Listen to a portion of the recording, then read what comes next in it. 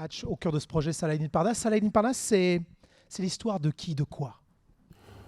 C'est l'histoire d'un gamin qui tape à la porte et qui se recherche un petit peu et qui a besoin de prouver beaucoup, beaucoup de choses. Et en découvrant ce sport chez nous, je pense que ça lui a ouvert des portes et ça lui a appris beaucoup de choses sur lui-même. Ça lui a appris le respect d'autrui, ça lui a appris l'échange avec les autres, ça lui a appris énormément. Et je pense que c'est aussi ça notre job principal, c'est de voir des jeunes de cité qui viennent taper à la porte et qui sont à la recherche de quelque chose. Et ce quelque chose-là, quand ils viennent le chercher chez nous et qu'on peut leur donner, c'est gagné pour nous. Et ça a été gagné pour Salah. On a pu lui apporter le sport de sa vie, son job, parce qu'aujourd'hui c'est son job principal. Et voilà, pour nous c'est en partie gagné parce que l'aventure continue. Tu avais un gamin, tu as un papa accompli aujourd'hui. Qu'est-ce qui lui reste à prouver? Je pense qu'il va être numéro 1 mondial. Il fait partie des meilleurs aujourd'hui. Maintenant, voilà, on a signé dans une grosse organisation où il est très bien loti. Ce qu'il veut prouver au monde entier, c'est que c'est le meilleur de sa catégorie. Donc il nous reste quelques années pour le prouver. C'est très fort dire numéro 1 mondial. Est-ce que par exemple dans la prolongation avec le KSW, des passerelles avec le Rising, ça a compté? Il faut aller se confronter avec les meilleurs.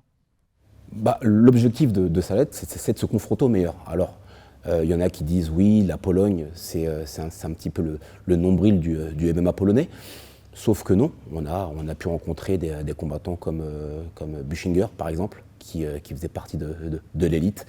On a croisé la route de Gamrot aussi, qui aujourd'hui s'illustre à l'UFC, sans parler des Duplessis et compagnie. Donc non, on est prêt à se frotter à de grands champions. Il est vrai, quand on a signé au KSW, ce qui nous a aussi motivés, c'est cette passerelle avec le Rising. Donc on se doutait bien qu'on allait croiser des top 10, voire des top 15 mondiaux. Et c'était aussi le but de cette signature. L'argent, forcément, nous a motivés, mais le fait qu'il y ait ces passerelles-là, ça nous a aussi motivés. La signature, la prolongation, elle a 6 mois maintenant, avant l'été, on va dire. Mais tu as longtemps hésité. On se souvient de cette promotion où il y avait 3 chemins à prendre, disons-le, UFC, PFL, KSW. Qu'est-ce qui fait que le KSW a réussi à te convaincre?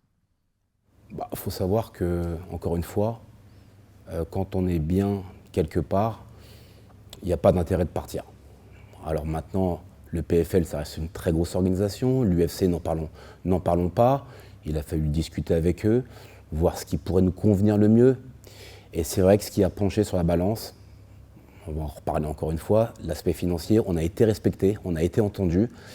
Et je pense que ce qu'on a eu pendant 7 ans, on le voulait une 8e année. Donc c'est ce qui a fait tendre la balance vers le KSW.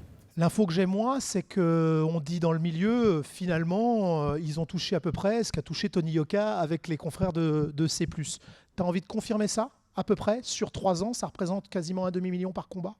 Alors, je vais pas parler par les chiffres. Je te donne mon salaire si tu veux, comme ça. Non, je pense que ce sera légèrement au-dessus de ton salaire. Non, mais le salaire de Salah aussi, entre la 2e place et la 4e place d'un combattant UFC. Donc c'est dire qu'on a bien été lotis. Voilà. Un combattant UFC français?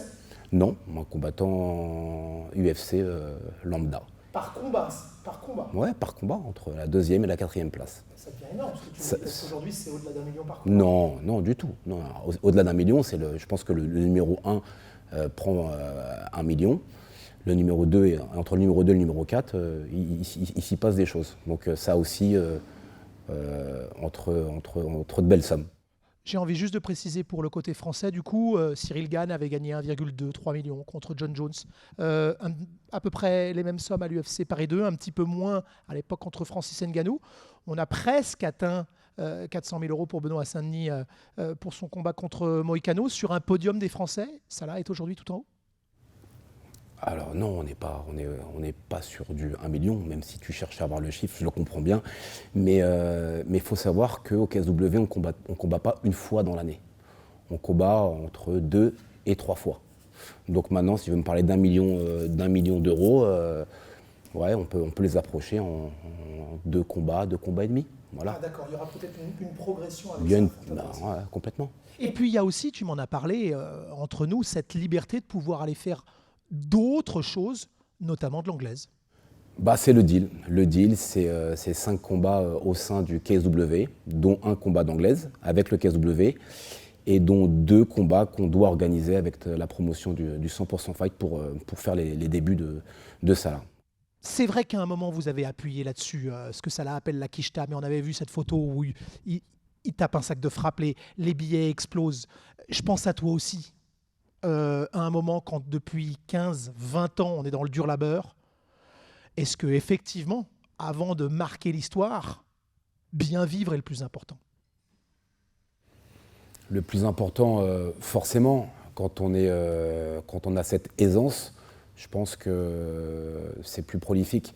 Ça veut dire qu'on n'est pas en train de galérer, on n'est pas en train de charbonner comme on l'a fait pendant des années. Travailler dans le confort, des fois, c'est peut-être mieux, parce que la dureté, elle nous a quand même un petit peu entachés. C'était pas simple. Aujourd'hui, c'est un peu plus facile. C'est pas encore ça, parce qu'il y a encore beaucoup de travail. Et à l'échelle nationale, on a prouvé. Maintenant, on aimerait bien prouver à l'échelle internationale. Quand je dis internationale, c'est d'aller osciller là-haut vers le top 5 mondial, bien entendu. Donc c'est pour ça que je dis que l'aventure est encore longue, et ça a encore beaucoup de choses à prouver. Et je sais qu'il en est capable. On a entendu Davy tout à l'heure. Tu restes très pro, Davy Gallon, le Normand, sur la préparation. Comment on fait pour ne pas s'embourgeoiser? Comment on fait pour ne pas s'endormir? Vous aimez les belles choses et vous avez raison. On sait d'où on vient. Ça, c'est le principal. Et on sait que demain, la page, elle peut se tourner très vite. On peut être en haut d'un building aujourd'hui. Demain, on s'écrase, on ne sait pas pourquoi. Du moins, on sait pourquoi, mais on va éviter. Donc, quand il est possible de se faire plaisir, on va se faire plaisir parce qu'on le mérite. Maintenant, on a un but. Le but n'est pas encore atteint. On s'entoure de gens qualifiés pour y arriver. Et ça fonctionne plutôt bien. Hatch, tu l'as entendu, cette remarque, que je ne qualifie pas de critique parce que ça fait partie de la chose et on en parle aujourd'hui. Le mot, parce qu'on le dit à l'anglo-saxonne, legacy, histoire et la rémunération. Certains se disent, s'il est au KSW, il ne pourra pas se confronter aux meilleurs. Or, tu me dis, Salah sera numéro 1 mondial, tu es capable de me donner des numéros 10, des numéros 15, mais aujourd'hui, en étant au KSW, est-ce qu'on peut lui donner une place mondiale à Salah? Et pourquoi on ne lui donnerait pas une place mondiale à Salah? Bah non, on fait nos préparations avec Fares, qui nous dit que le niveau de Salah est excellent. Donc c'est déjà un curseur. Faresiam. Donc, et puis j'en profite pour le remercier, parce qu'il nous a donné un sacré coup de main sur la prépa de Salah. Maintenant, la passerelle existe entre le Rising et le KSW. On démontrera au monde entier qu'on a largement le niveau top 10. Et j'espère que dans quelques années, assez proches, on pourra démontrer qu'on a le niveau top 1. Non, parce que je te donne cet exemple. Tu vois, on est toujours à dire est-ce que c'est John Jones ou est-ce que c'est Georges Saint-Pierre le GOAT. Mais on oublie un mec qui est parti au One, Demetrius Johnson, qui doit être dans la conversation des GOAT. Est-ce qu'à un moment, le bruit autour de Salah sera suffisant pour dire, même en étant à l'extérieur de l'Ultimate Fighting Championship, finalement, le meilleur des moins de 70 kilos est ailleurs? C'est possible ça vraiment? Alors moi, la question que je te pose, c'est est-ce qu'il y a 7 ans, quand je te parlais du KSW, tu pouvais l'imaginer à sa place aujourd'hui? Non, Saladin, on ne savait pas qui c'était. On a fait en sorte de faire entendre ce qu'était une grosse organisation mondiale comme le KSW. Pas entendu parler jusqu'à maintenant en France. Aujourd'hui, Salah ramène le KSW en France. On entend parler de Saladin Parnasse parce qu'il est chez lui aujourd'hui et son nom commence à résonner. Moi, je pense qu'il faut laisser le temps au temps. Saladin Parnasse, il y a 7 ans, on ne savait pas qui c'était. L'année dernière, c'était presque pareil, sauf que le 6 avril, l'intonation, la détonation que Salah a pu apporter en France montre qu'il risque de faire du bruit dans les prochains mois. C'est un combat international, mais entre deux Français. Tu parlais de Faresiam, il y a eu Alexis Nicolas. Difficile de trouver un très bon combattant français d'élite qui n'a pas sparé avec Salah, et pour autant, ils viennent à Saladin Parnasse. Saladin, un peu comme toi, dans ta nature, vous êtes bien chez vous. Est-ce qu'à un moment, il faut qu'il aille se confronter aux étrangers? C'est une très bonne question. On a voulu partir. Maintenant, quand on a tous les ingrédients chez nous, pourquoi dépasser nos frontières? Maintenant, je pense qu'arriver au stade de Salah, on peut aller voir ce qui se passe ailleurs. Et on a failli y aller. On a failli aller à Miami, sauf que Wilson était déjà là-bas. On s'est rapproché de l'American Top Team, spécialiste du sol. Ce n'était pas dans nos intérêts de se focaliser sur cette partie-là, puisque je pense que l'enjeu primordial de ce match sera sur la partie striking. Donc voilà, on s'est focalisé sur la partie striking, et qui de mieux dans sa catégorie que Fares Ziam et Alexis Nicolas pour préparer au mieux Saladin Parnasse. Tu réponds à mes questions, mais c'est bluffant, on pourrait passer des heures ensemble. Alex Pereira, Chimaev, voilà des hommes qui se focalisent sur leurs points forts. Là, toi, clairement, tu nous dis, c'est la partie pied-point qui va dicter, et c'est là-dessus que tu te focalises. Aujourd'hui, avec un garçon comme ça, là, on continue d'aller chercher encore plus fort sur ses points forts. Il ne faut pas s'endormir sur ses points forts. Je pense qu'il y a toujours moyen d'évoluer. Et ça là, comme tu peux le voir, tu es venu par hasard ce matin, tu l'as croisé en train de travailler. Donc midi, soir, même s'il a un très bon pied-point, il va faire en sorte d'améliorer la partie pied-point. Que ce soit d'un point de vue technique, stratégique, il va bosser ses points forts. Il a d'autres parties où il excelle, mais il ne s'arrête pas de travailler. C'est un bosseur, et c'est là qu'il faut le saluer. Vous le connaissez bien, prototype en face. Comment on fait quand on connaît très bien deux combattants? Est-ce qu'on va chercher un petit détail? Est-ce qu'on va chercher quelque chose qui sort du chapeau? Ou tu l'as dit, c'est simplement l'excellence qui va primer? Non, je pense que d'une part, il y a l'expérience qui va parler ce jour-là. Il y a l'assiduité au travail. On sait que pour Wilson, c'est le combat de sa vie. Il en parle assez souvent, et on le voit à travers les images. Il va donner tout ce qu'il a parce qu'il a des choses importantes à prouver et à se prouver. Et nous, on ne prend pas ce combat à la légère. Et je pense que peut-être que l'avantage de Salah, c'est que tous ces combats sont les combats de sa vie. Voilà. Et je pense, si tu me poses la question, c'est ce qui fera la différence. Est-ce qu'il a besoin, Salah, qui est le mec le plus respectueux, sympathique, ou en tout cas linéaire que je connais? Je ne l'ai jamais vu faire la gueule, moi. Toi, peut-être quand même, tu l'as vu être bougon, mais est-ce qu'on a besoin de travailler son agressivité? Non, il n'y a pas besoin de travailler son agressivité. Il a son tempérament, et le fait de le changer, tu peux peut-être lui faire changer sa façon de combattre. Donc moi, tant que l'interrupteur, il est sur off en dehors de la cage, et qu'il est sur on quand il faut lâcher les chevaux, c'est parti, parce que tu ne peux pas me dire que dans la cage, Salah n'est pas agressif. Quand il est dans la cage, c'est un autre homme. C'est un autre homme. Et quand il est en dehors de la cage, c'est le mec le plus humble, le plus gentil. Et c'est ça. Et c'est ça qui est merveilleux. Est-ce que tu te considères dans une position délicate? Il y a un garçon que tu as, je vais dire le mot formé, épaulé, on pourra dire ce qu'on veut, couvé. Et puis un autre dont tu es devenu le manager. Comment on fait pour garder une certaine distance? Ou alors on n'en a pas, de toute façon, de distance, on est en plein dans le magma, on ne se pose pas la question, comment? En fait, on est très proche de Jean-Michel Froissart, qui est le coach de Wilson. Donc on avait déjà parlé de ce fameux management. Donc on a échangé, on a discuté. Je pense qu'ils savent très bien que je reste très très proche de Salah. Mais je fais la part des choses, voilà. Je suis manager des deux combattants. Il est évident que mon penchant sera vers mon petit, quoi qu'il arrive. Mais le job de manager, c'est de négocier les contrats. Et je pense qu'aujourd'hui, j'ai fait mon job, et Wilson en est très content. Et c'est le principal. Comment est-ce que tu l'as récupéré? On a simplement discuté avec le coach qui est venu vers moi, et je lui ai dit, écoute, je vais faire ce que tu me demandes, c'est-à-dire renégocier ton contrat. Voilà. Et puis ça s'est fait tout naturellement.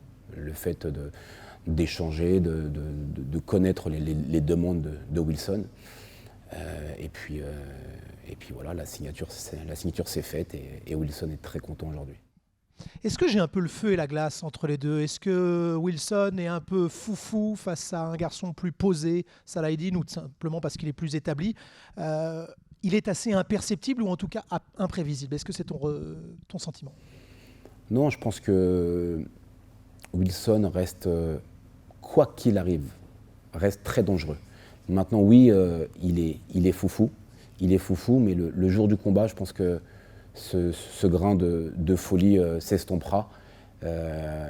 Restera la place de la vigilance parce qu'il connaît l'importance de comment t'expliquer ça.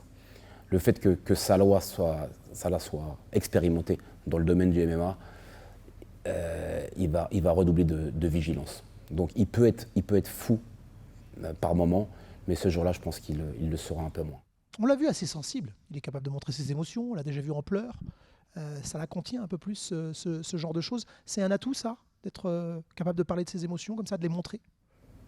Bah, je pense que ça peut être un atout, mais ça peut être aussi à son désavantage. Parce qu'on perd peut-être un peu plus la maîtrise. Et ce jour-là, il ne faudra pas qu'il perde la maîtrise de soi. Surtout contre Salah, qui lui, comme vous le savez, la petite goutte de sang, la petite émotion, il aperçoit tout de suite. Donc il faudra être vigilant ce 20 décembre. Je sais que tu es un besogneux. Tu me dis, bon, on a essayé d'aller à l'UFC, mais ils ne nous garantissaient pas la même chose. On a essayé d'aller aux États-Unis pour ce... Lui est parti à Kill Cliffs. Lui est parti aux États-Unis. Ça impressionne, c'est un gage de qualité tout d'un coup pour Wilson Varela d'aller à Kill Cliffs avec les tout meilleurs? Ça montre juste qu'il est un peu plus déterminé qu'auparavant et qu'il prend ce combat très très à cœur. Et encore une fois, la finalité pour lui, c'est d'aller chercher cette place de numéro 1 au KSW. Maintenant, Salah, comme vous le savez, laisser sa place de numéro 1, c'est juste pas possible. Donc il fera en sorte que ça n'arrive pas. C'est le combat de sa vie. Et pourtant, moi j'ai envie de dire sur le papier, celui qui prend le plus de risques, c'est Saladin Parnasse. C'est vrai. C'est vrai qu'il prend le plus de risques, mais à un moment donné, il faut être prêt. Il faut être prêt à ça, à être prêt à prendre n'importe qui. Maintenant, sur la partie striking, on sait que Varela fait partie des meilleurs. Donc ce sera une très belle confrontation. Et nous, quoi qu'il arrive, ça nous apportera quelque chose. Quand je dis nous, je ne mets pas à la place du manager, mais à la place de l'entraîneur. Donc pour nous, ça reste un combat de grande importance où il va falloir garder une grosse vigilance. Parce qu'en face de nous, on a quand même un gars qui a battu Bouganem, un gars qui a plusieurs combats de pied-point son actif, un gars qui a des titres dans le domaine du pied-point. Donc c'est pas rien. Donc on reste vigilant, comme je te l'ai dit, et on fera en sorte de gagner ce combat dans tous les compartiments. Si je résume, tu me dis qu'il va y avoir quelqu'un d'assez méthodique, Saladin Parnasse, contre quelqu'un de plus imprévisible? Ouais, en résumé, c'est un peu ça. Et encore une fois, que ce soit de la part de Salah ou de la part de Wilson, il faudra montrer aucune émotion, mais vraiment aucune. Évidemment, avant de venir te voir, je regarde le roster. J'ai l'impression que Salah a nettoyé la catégorie déjà des légers. Au KSW, il y a une quarantaine de combattants. Ziolkowski, malheureusement blessé. Je ne sais pas si on reverra le Golden Boy. C'est quoi la suite derrière? C'est Salah et le reste du monde, on a l'impression, au KSW. Alors, comme je l'ai dit, ce qui nous a motivés à signer, en plus de l'aspect financier, c'est cette passerelle avec le Rising. Donc nous, on attend des propositions en ce sens-là. On a nettoyé tout le monde. Maintenant, si demain, on doit reprendre un 66 ou un 70 kilos qu'on a déjà pris, c'est les termes du contrat, donc on le prendra. Mais on actionnera le levier auprès de Martine pour lui demander de nous mettre un top 15 mondial qu'il ira chercher, soit un ex-UFC ou soit un top 5 du Rising. Après, ça c'est lui. Mais je pense que Martine, il a la capacité de faire signer n'importe qui au sein du KS. Il a les moyens. Donc l'idée, c'est vraiment d'aller chercher d'autres adversaires, bien entendu. La boxe a des clauses de rematch. Est-ce qu'on peut imaginer ça aussi en MMA, Varela et sa revanche, et que ce soit même anticipé avant, ou de toute façon, vous n'avez pas envie de regarder dans le rétro, si ça l'a s'imposer, bien sûr? Écoute, si c'est une demande du KSW et qu'on doit remplir le contrat, on le fera. je pense qu'ils doivent se déplacer sur Marseille. Donc pourquoi pas? Mais j'ai pas envie d'anticiper des choses. Aujourd'hui, on a un combat à faire, pas forcément simple, le 20 décembre. On va tâcher de l'emporter et puis après, wait and see, comme on dit. Je sais que tu avais pris la comparaison avec Chandler qui passait du Bellator à l'UFC. Mais il le fait à 34 ans. On l'a vu, à 38 ans maintenant, il est plutôt là sur les money fights. Ce que tu me dis, c'est peut-être qu'à la fin de cette signature-là, si Salah a sa dose, si on te retient comme bon père de famille, ça te convient. Gestion plutôt que prise de risque. Bah, prise de risque, non, je ne suis pas d'accord avec toi. Parce que, permets-moi, hein, gestion, il n'y a pas de problème. Prise de risque, quand tu vas à 20 ans en Pologne, ça c'est une sacrée prise de risque. Quand on prend un Bartos, 2 catégories au-dessus pour tenter l'impossible, et qu'on y est presque, ça c'est des prises de risque. Quand on va prendre des champions du KSW, c'est des prises de risque. Le gamin, il n'est pas fini à 20 ans, 21 ans, il n'est pas encore mature. Donc qu'on ne me dise pas que je prends juste la température. C'est une prise de risque énorme ce qu'on a fait. Maintenant, le fait de ne pas aller à l'UFC, c'est juste que on veut être respecté pour le travail qu'on a fait. C'est aussi simple que ça. Si demain, on me propose une somme qui correspond à ce que vaut Salah, mais bien sûr, on y va à l'UFC. On y va dès demain. On y va dès demain. Ce n'est pas l'UFC qui nous fait peur. On veut juste être respecté en tant que tel. C'est aussi simple que ça. Donc la prise de risque au KSW, elle y est. La gestion, elle y est. Et le bon père de famille, il est là.